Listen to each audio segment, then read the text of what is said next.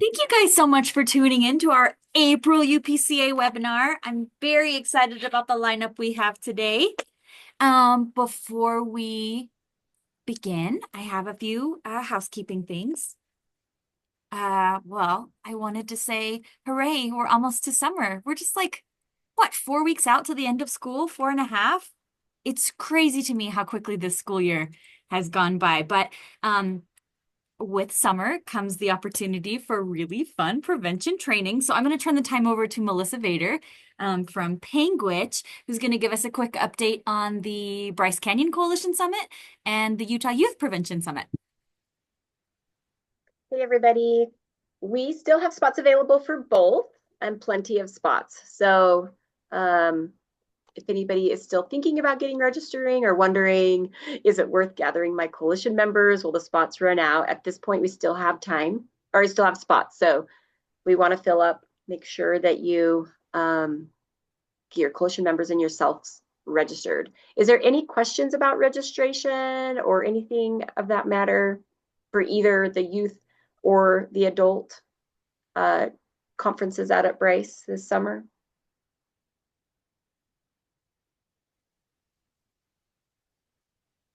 Okay, well, let me know. Send me an email if you have any questions. I'm always happy to take the time to answer those, just so that you get registered correctly. Just there is no way to give refunds, and so I'd rather answer a question beforehand instead of give you the sad answer. I can't help you with some, but I am willing to kind of work around and make things happen. So let me know. Thanks, Heidi. Thanks, Melissa. Yeah, we'll send out the registration links for both of those in today's email. And also, the Youth Summit is doing something a little bit unique this year in that they are going to be accepting nominations for awards for the different youth coalitions. So I'll include that link as well. Please nominate your youth coalition. Even if you read the description and you're like, maybe we're not quite there yet. You probably are. You probably are there. So please nominate your youth coalitions. We would love to use the SDS and give these youth and their advisors some recognition. So I will include that in today's email. And then I also wanted to put a plug in for our evaluation of UPCA's efforts during the legislative session. I know a lot of you were very active in the legislative session, and I know a lot of you weren't for one reason or another. And we would love feedback on why that is and what we could do to help support you. We've already gotten quite a bit of really insightful feedback.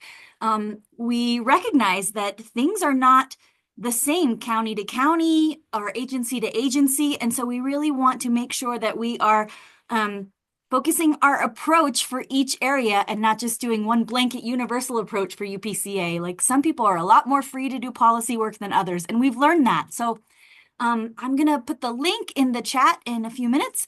Please, if you haven't already taken that quick survey, will you just give us a little bit of feedback? Nice feedback, please. I'm very sensitive. No, I'm just kidding. But please let us know what we could do to support you and your coalitions for the next legislative session. So that is it for our housekeeping information. I'm really excited to introduce Britta Watts from MyKearns, who's going to be doing our coalition highlight today. Take it away, Britta. Thank you. Hello, everyone. Let me share my screen and get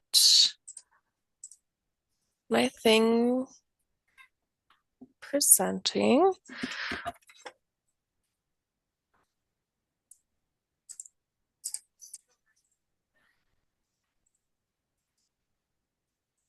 Okay, there we go. Can you see my slide? Great. Yes, thank you.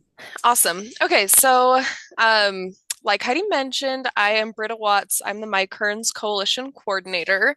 I've been doing this work for about a year and a half on this coalition. It's a great community and it's a great group on the coalition. So Kearns, if you don't know, is located, it's a city in like West Salt Lake County. It's kind of between like Taylorsville and West Valley City. So it was officially established in 2013 as a coalition, but it started kind of informally few years before that, just due to some um, things happening in the community and folks wanting to get together and kind of see how they could support youth um, in Kearns. And then it's just kind of gone on from there. Our vision statement is the MyKearns Community Coalition works to decrease youth substance use and other problem behaviors in Kearns through evidence-based programming, environmental strategies, and community engagement. And then I switched these up. That's our mission statement. This is our vision statement. Sorry, everyone. A unified and welcoming community for all, where individuals and families prosper, have opportunities to contribute, and take pride in a vibrant and diverse community. Yeah, these were written before I came along, and I've just loved them. We try and kind of keep those at the beginning, review them at the beginning of all of our meetings and all the work we do, just to kind of, yeah, guide our work and work to create a positive community for everyone living and going to Kearns. So we're in year 8 of our DFC grant. We're currently kind of back into the assessment part of the SPIF. Had some issues toward the end of last year that kind of forced us to pause for a little bit, but it gave us a good opportunity to get into this assessment phase of the SPIF and kind of look at like where we're at. So there's a few different things that we're doing as far as assessment. We've been kind of measuring the needs of coalition members to remain engaged and seeing what folks need from us, discussing the needs of different partners and community members, looking at SHARP data, which we're excited to get some more of that later this year. And then surveying youth at the library. I'll go into that a little bit more, but that's another piece that we're looking at the assessment for right now, before we start working on actually implementing things. Just wanted to kind of review one piece of our line logic and kind of jump into something we're working on right now. So the problem, a large problem in Kearns is youth vaping. A root cause that we see is community norms favorable toward that e-cigarette use by youth. Because of the lack of pro-social activities in Kearns after school for youth. So the strategy that I mentioned that we're working on as far as assessment right now, we're working to partner with the Kearns Library. There's a lot of students who go there right after school, they get food there, and then they spend a good chunk of the afternoon and evening, according to the librarian, just kind of playing video games, getting onto the computers, and just not having great pro-social activities to do after school. So we are hoping to kind of incorporate something there at the library that is something positive for those youth to go and do. And then going back to kind of how we're in the assessment phase, we are currently working on a way to survey those youth to see what they're even interested in, rather than just creating something that they won't want to participate in. So that's kind of where we're at with this current strategy. Some other strategies that have been going well or that are fairly new. So we've been working on Project CREST. So this stands for Creating Resilient Students. And it's a collaboration between USU Extension and the Salt Lake County Health Department that's been going on for about a year now. So it's still in its pilot year, but we've recently, as a coalition, sort of jumped on it and just are determining the best ways for us to bring Project Crest and coalition work together. It's been a really effective way for us to actually get into our schools. So what it looks like is each school that participates has a site coordinator. They work at the school and then are hired by USU Extension to kind of facilitate this programming. And we do different classes, different workshops for parents and for kids at the same time. We provide dinner and childcare to make it, to kind of reduce those barriers. And then we also often do evidence-based programs like guiding good choices and common sense parenting through those Project Crest. So it's basically just a stronger collaboration between community and schools and the health departments and all of that fun stuff. We have our youth court. That's been a really effective way to help kids kind of stay out of the juvenile justice system.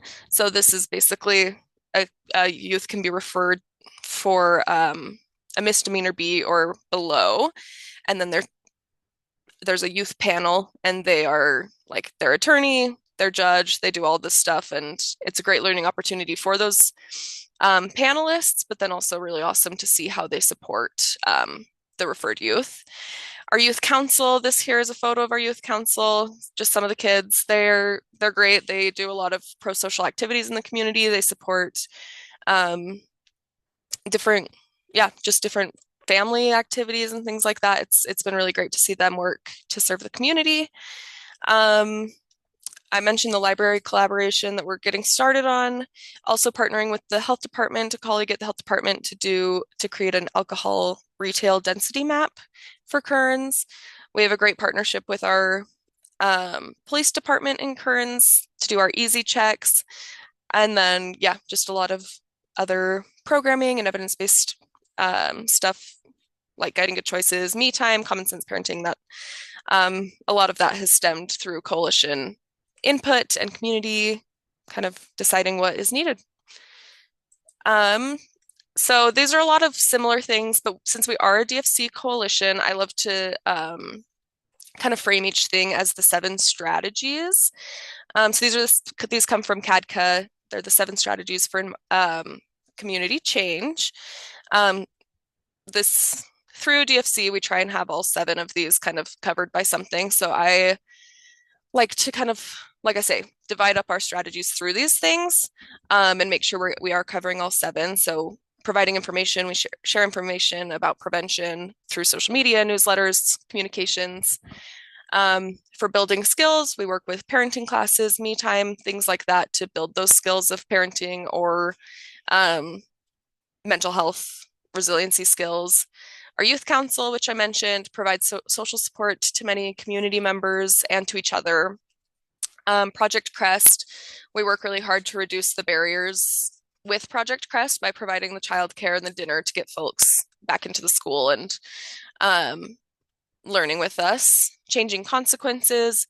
Youth court changes a lot of consequences for these youth who might already be exhibiting problem behaviors by, instead of putting them in correctional facilities or any sort of like fines, things like that, they're given, like, for example, one student who's interested in becoming a barber someday, his disposition or consequence was like interviewing a barber and writing an essay about it and like learning what he would do to become a barber later in life, or like art classes. So different consequences, and that also kind of goes with reducing barriers as well, making it easier for youth to do things that they're interested in. Environmental design, getting signage up in the schools, and then changing policies and rules, working with schools to enhance and improve policies around substance use and substance use prevention. But yeah, that's all for us today. Thank you so much for letting me come and present on our stuff. Thank you.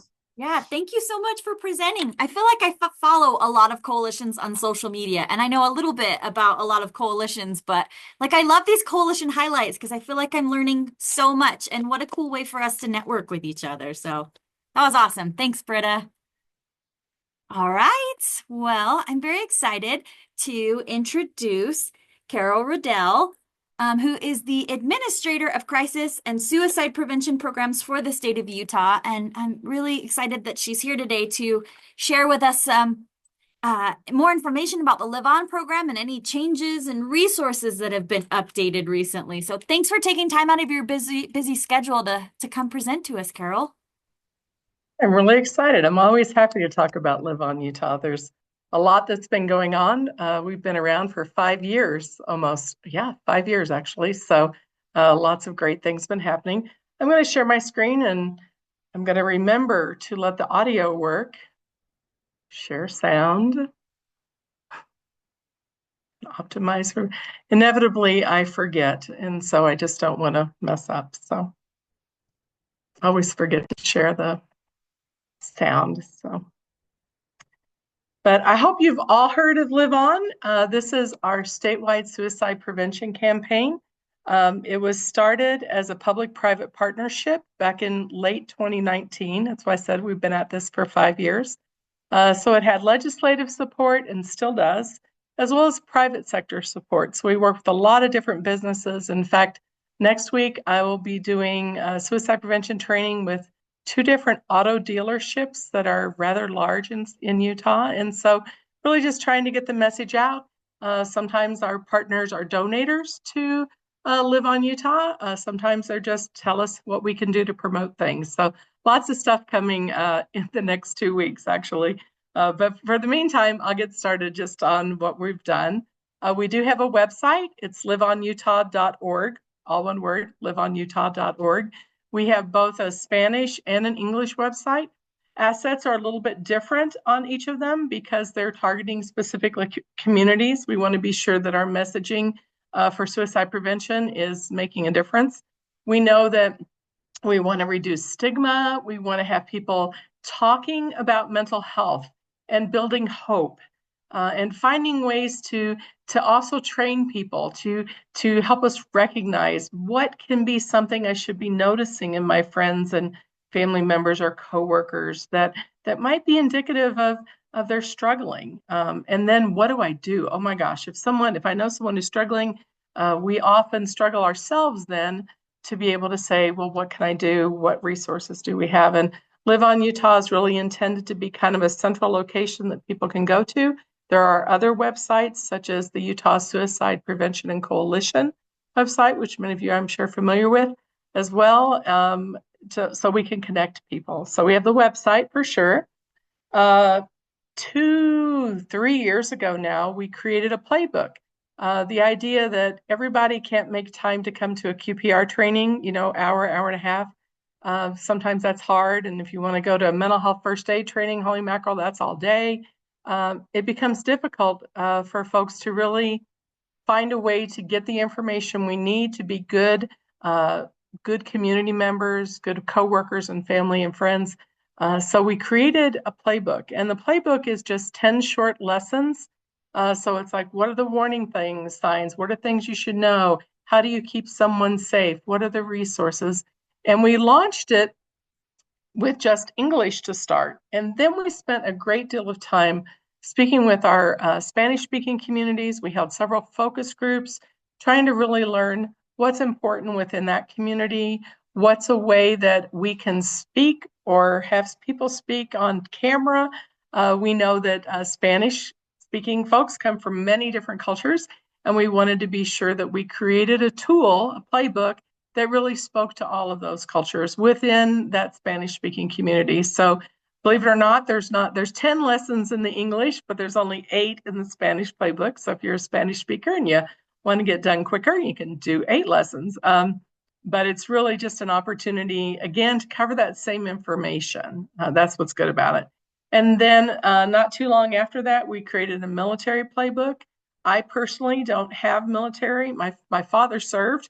But I didn't have to travel. I didn't have to change schools every 2 years. I wasn't a spouse who had to search for new jobs every 2 years if my husband or my spouse was active duty. So the unique experiences of someone in active duty, reserve, and guard is very different from my experience and from many of our experiences. So we created a military playbook that really allows for that culture, that perspective to come through. And the people who are speaking are military people and family members. So it's very much focused to that community. So each of these playbooks is available on liveonutah.org, Instagram, Facebook, YouTube. They're all over the place, a lot of different platforms. But again, 10 short lessons for the English and the military. They're 5 to 6 minutes apiece. 8 short lessons, 6 to 7 minutes apiece for our Spanish speaking. And they're just great opportunities to refer people to. This year each year we've sort of had a different focus, and each year it's allowed us to grow and learn from those communities. So I'm going to play a couple of videos to give you an idea of this year. I'm thinking I may have pulled Spanish, which hopefully will work. Let's see. Oh, there we go. Oh, it's English. Can someone tell me if you can hear that? I can hear it. Yes.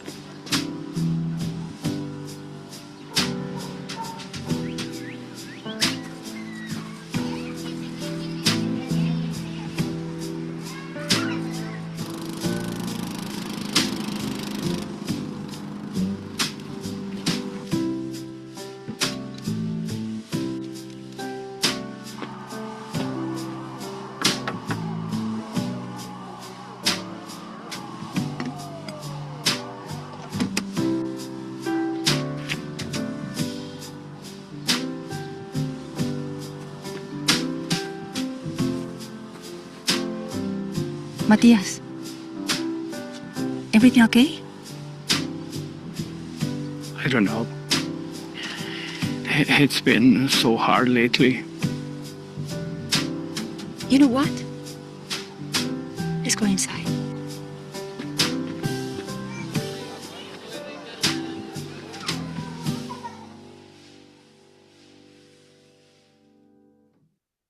I really like that one because it communicates not just through words, it communicates through the relationships that these people have and really gives an opportunity for folks to be more observant of what's happening. Clearly, we started out with lots of waving, friendly neighbors, right? And then she noticed something was up, made an effort with cookies or whatever was on the plate, and then really tried to then ask, "Are you okay?" And that's really what we're trying to do is build out this idea of talk. I'm gonna play this one ever so slowly. Sorry. I'm Daniel. I'm a veteran. I own my own business. And I had thoughts of suicide. You know, after my deployment, I couldn't get a grip on my emotions.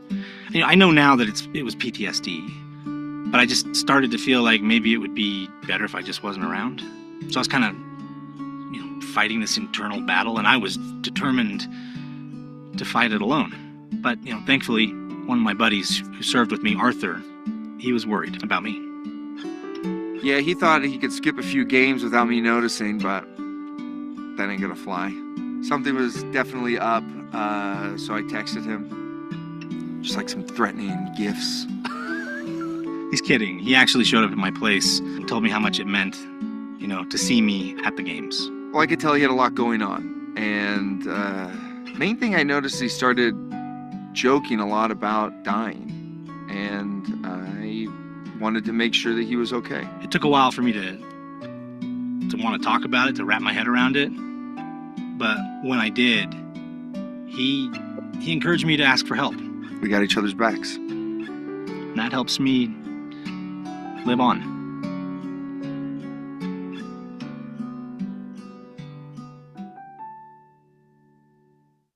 And I'm just going to do one more, which is a mashup of all of these people who are seated and having conversations.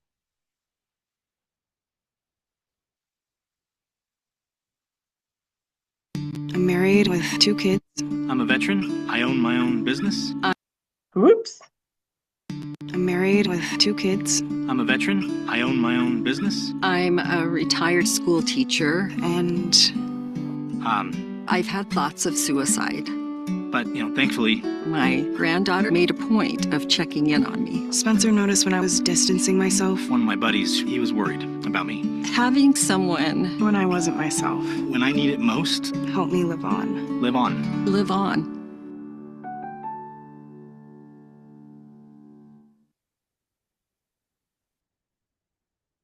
So those videos are all available. That's our connection is our campaign this year in terms of noticing and reaching out, right? We have social media placements, both English and Spanish, based on the talk and the neighbor. And then we have billboards as well. Maybe you've seen those around your communities. Again, English and Spanish. We're very committed at this point to try to put things out simultaneously in English and Spanish. It's not always easy, I'll be honest with you, but it's a commitment we've made and we're striving to do it. And then in our social media, we started in January just with a note of, if you want 2025 to be the year you show up for each other, what's your resolution? And the resolution could be to take the playbook. So the idea is that it's not just something we do once a year, we're trying to do it all year. And then most recently, we've been working with our rodeo community in Utah to message to that community. Again, we gathered a group of people from the rodeo community, past national champions, coaches, you name it, and really are trying to look at some messaging that's very specific to that community. It's a very small community, very niche community, but very tight community. And we want to be sure that they know their story is important and that they have the ability to again, reach out to each other and make a difference. So we will be actually filming probably some of those individuals toward the end of April, if not the first week of May. And we're going to be actually at Days of 47 Rodeo, State Fair, and a lot of the community rodeo events across the summer. I saw Stacy Smart on here a while ago. I know she's working with the Tooele County folks to offer it during their fall or their summer event as well. So again, just trying to look at different communities that are challenged and tight. Our Spanish community is the same way. Our veteran community is the same way. Really just trying to message in a way that resonates with them, right? It's not good old Carol here who doesn't have any service experience, and I've only been to rodeos like twice in my life. So really trying to message in within those communities. If you're interested in accessing any of those assets, they are online. That's the QR code to get to our Lingo account. You'll find everything we've ever done since 2020. So some of the stuff is old on there, I won't kid you. But if you're interested in producing any of your own posters or even videos, some folks have digital screens in their county offices or whatever and have put up some of the videos. It's all there for you to access. You don't even need a password. We would really like people to take this message and these opportunities forward within their communities. I will say, just like with any brand, we ask that you not change anything on them. But if you would like things branded with your community, so for example, if you wanted a poster or a billboard that says, I'll pick on Stacy, Tooele County Health Department on it, we can actually make the image so it says that and it's available for you to use. We just ask that you let us do the design and then you can do the production. So, and that's, I guess I should put my information if you need to reach out for any reason.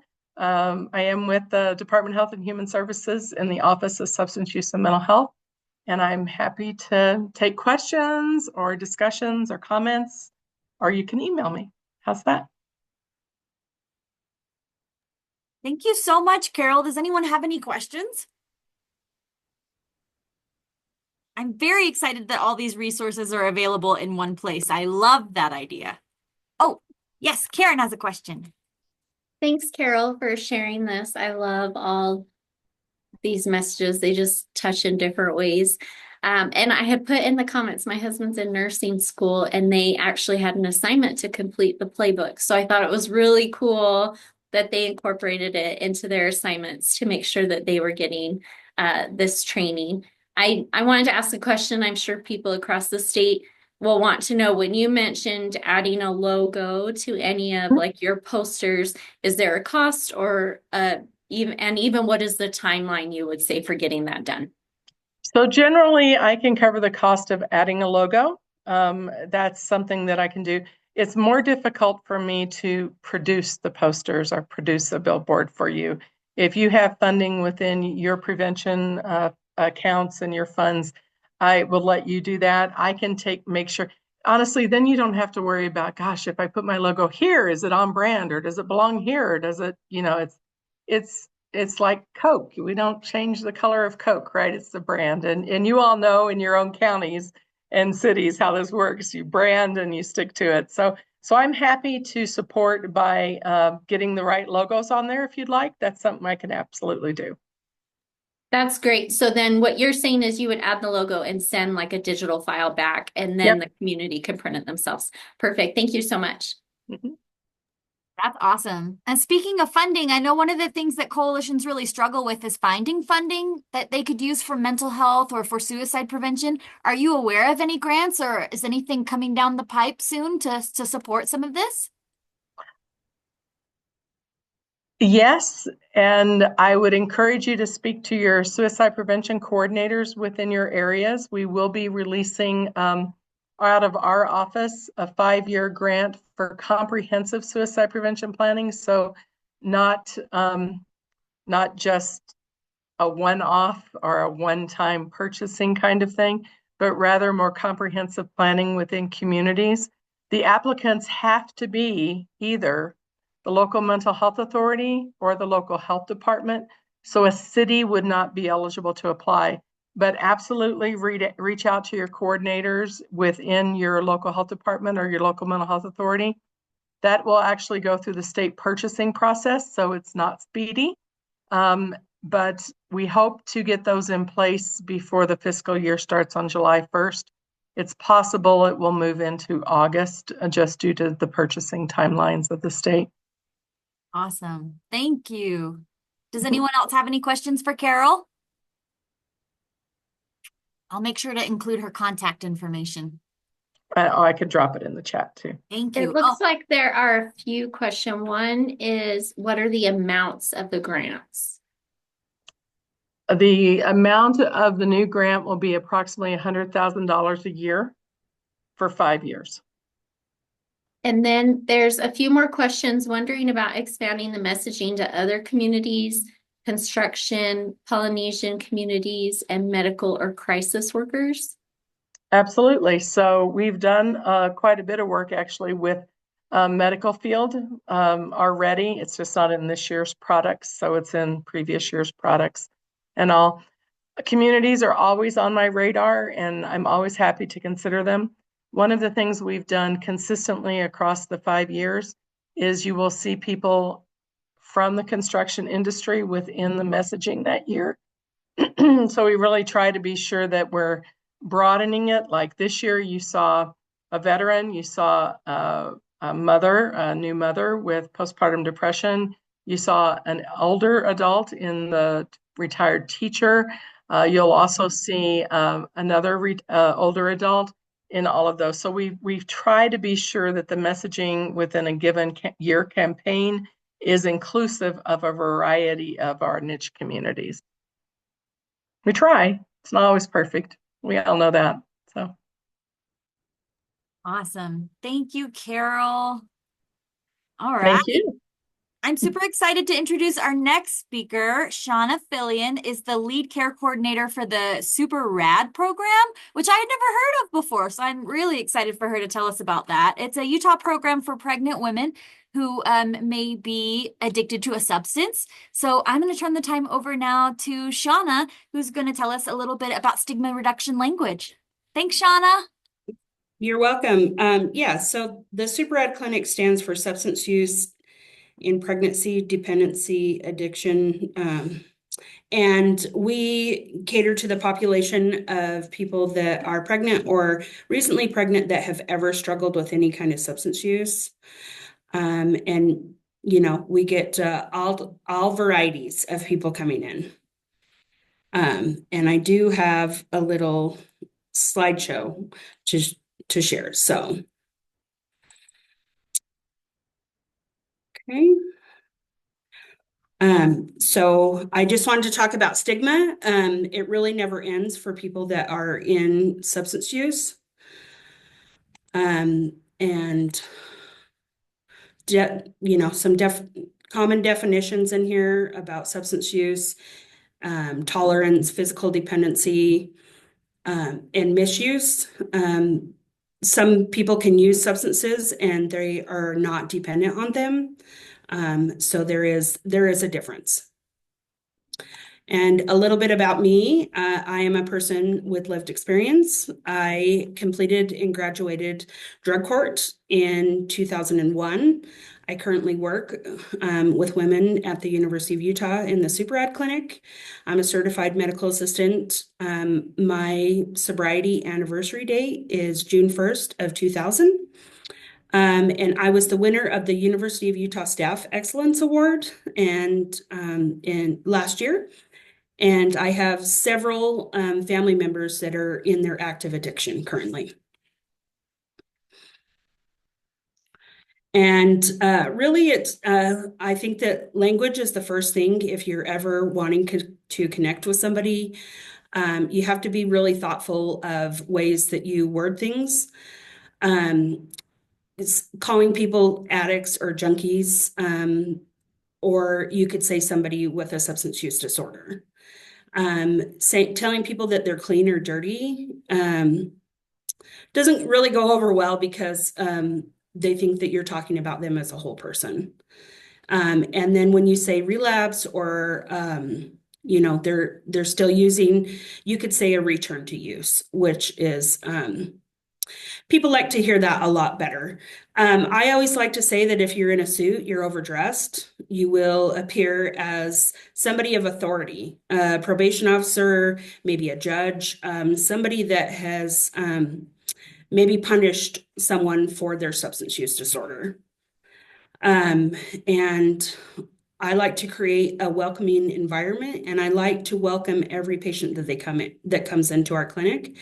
I like to tell them, very upfront what we do here, what we don't do here, how we can, help provide them with the best outcome. And get to know them a little bit, learn what their goal is, what's your end goal. And I think that everybody, whether you're aware of it or not, somebody with some sort of a addiction. Maybe it's food, maybe it's pornography, maybe it's shopping, maybe it's opioid use, maybe it's stimulant use. Chances are everybody knows somebody with some sort of addiction. My golden rule is to just treat others the way that I want to be treated and to treat humans like humans. And sometimes that is something that you can teach others, but people don't necessarily, people will have their own bias and their own stigma, and that's okay. But if they're going to be in an area where they want to get to know these people, or they want to, they're going to want to change that a little bit and have some compassion.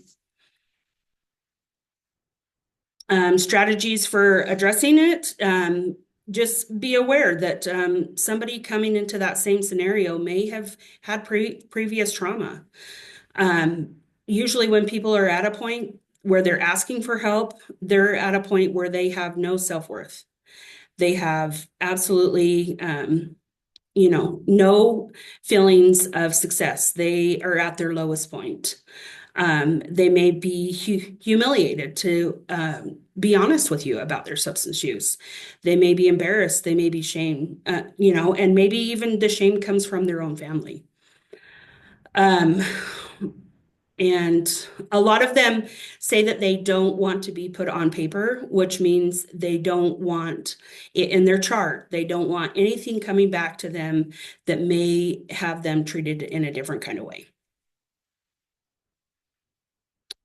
And places that people may have already had trauma at. It could be the doctor's office, a hospital, a court, the police officers, probation officers, even in some NA and AA meetings, people that are on maintenance medications to help with their sobriety are stigmatized in those meetings. Other people in recovery, sometimes online groups, they're like, well, you're not completely sober unless you don't take anything. Which is not necessarily true because we don't tell people with high blood pressure to stop taking their blood pressure meds just because your blood pressure is normal. And I always, like I said, I always like to spend time and just listen. I like people to feel that they're heard. I like to build the trust. I like to hear their stories. I like to go on outreach, go talk to people on the streets. I'll pretty much talk to anybody. So chances are, if you saw me on the street, I would have said, talk to you. And then just be aware of, your other staff, your other people that are in your building. How did they react? How did they treat somebody that came in there that is not, doing very well due to maybe either how they smell or how they're dressed. And then you have to remember that you need to keep clear boundaries. And what I mean by that is that I work very hard on teaching these girls how to be on time. I feel like it's one life skill that they take for granted. And, pediatrician's office, you need to be on time. For court, you need to be on time. And eventually when you apply for a job, you need to be on time. So that's just something that that most of us think is like, normal. It may be something that you can help them with, which really helps build up some of that self-esteem again. And I just put some of these patient comments that I have heard. One gal said that she was covered in her own urine, and I hugged her, and that was the reason why she came back. She's like, I couldn't even believe that you hugged me and that you were so kind. People say you saved me and my baby's life, and I tell them, no, I just answered the phone. You did all the hard work.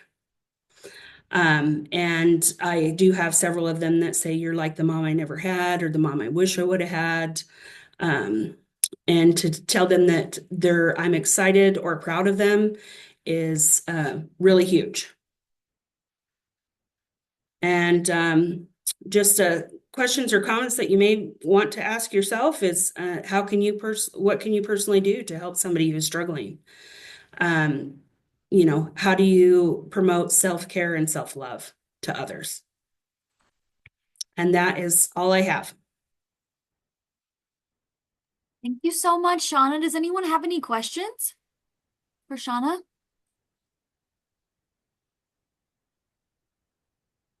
That was really interesting. Thank you. I remember having a lot of moments, especially the dressing down part. It's not anything that I ever would have thought of, but it makes so much sense, like how folks could associate that with negative experiences in their life. Like, wow, awesome. Well, could you share your contact information with us in case any questions do come up in the future? Yes, absolutely. Perfect. And is there a website or a Facebook page for the Super Rad program? Or not? We do have a website, yes, and I can put that in there as well. Awesome. Well, great. Thank you again to our awesome speakers, Britta, Carol, and Shauna, for taking time out of their busy days to share resources and information with us. Very excited about that. I will make sure to send all this information out this afternoon along with the recording. And if anybody has any questions, please feel free to reach out. Oh, Karen, I'm sorry. I missed your raised hand. That's okay. I was just kind of chatting on the side with someone else, and we were talking about how we can apply this to our work in prevention, because we might hear about the stigma language and think it's treatment focused, but we talk about preventing substance use in youth. And so we talk about substances and youth. So I'm wondering how we can take into consideration the information you provided when talking in the prevention field. Like, do you have any advice on using this when we're talking about preventing use among youth?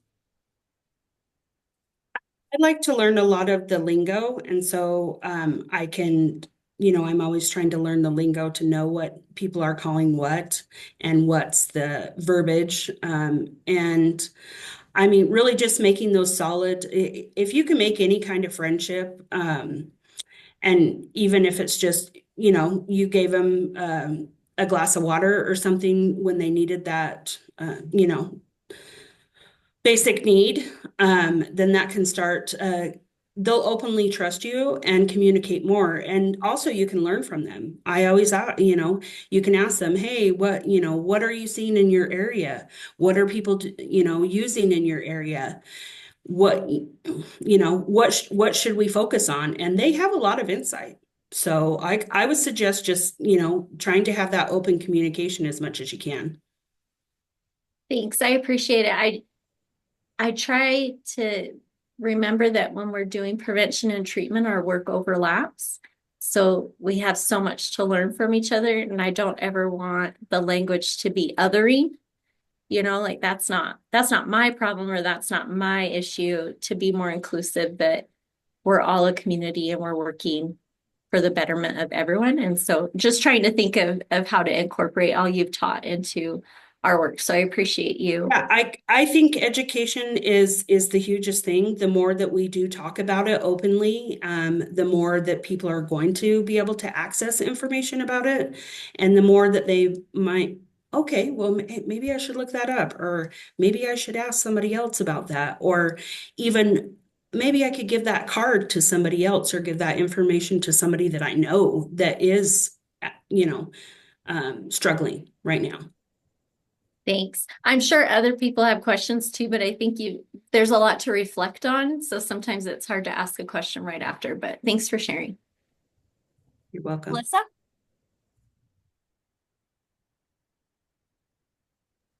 Can't find my mute. I just had a couple things. I was just going to say, as Karen was talking, just about how our work, sometimes we don't really think about as the continuum of care, how we all mesh together. And prevention has a small piece in each one of those, treatment and recovery. And we always say, at least in those that I work with, that a prevention community is also a recovery community. Those that are in recovery, the more of a prevention community it is, with the messaging and the limited availability and the family closeness that we're all promoting helps those that are in recovery. And so if we can think more about how we mesh together and our work is together, rather than, well, they're prevention and they try to prevent the problems, but now I'm on this side, so it doesn't matter, but that we as prevention play that part in each one of those areas on that continuum of care. So I just wanted to bounce off of Karen after she was talking about that. But I did have one quick question, because I just wasn't quick in my writing for Carol, was where did you say we can find the information for the grant? Like, what are the restrictions or requirements? So maybe those of us that are interested could look into that. And then you also mentioned, and I wondered if others might have this question as well, you mentioned we could get in contact with the suicide prevention person in their area. How does one find out who their person is to contact if they were unfamiliar with who that might be, so they could get the information? Sure. So the requirements will be posted on the state purchasing website. Used to be called SciQuest. I think it has a new name now, but you'll have to look for it there. I will just say, if I could give any piece of advice, if you have not looked at this National Strategy on Suicide Prevention, that's its name, National Strategy on Suicide Prevention, that is the direction everyone across the country is going, because it's an incredibly comprehensive document with 15 strategies for suicide prevention across the prevention, intervention, treatment, postvention. It's all in there. The new grants that we'll be awarding are based on the National Strategy for Suicide Prevention. So I'll just say that's a great place to start. If you don't know who your suicide prevention coordinator is in your local area or county, if you'll let me know, you can reach out and I can tell you who that is. But I hope you know them. Carol, can I tell you that I made up a jingle? I like to give out the 988 to our patients, because a lot of them are struggling with mental health. And for me to remember it, I just came up with the jingle of, when you're not feeling great, call 988. I like oh that. My That's gosh. a good one. That's good. That's it. You're going to be made a millionaire. You don't need to work at your job anymore. Just kidding. That's Awesome. Does anyone else have any more questions for Shauna or Carol or Britta? Okay. Well, we'll send all that information out, and we're so grateful that you guys all tuned in, and grateful to our speakers, and really excited to see you for next month's webinar. I couldn't remember what the name of this was. Webinar, and hopefully see all of you at the Bryce Canyon Coalition Summit. Thank you so much again for tuning in, and have a great day, everyone. Bye. Bye.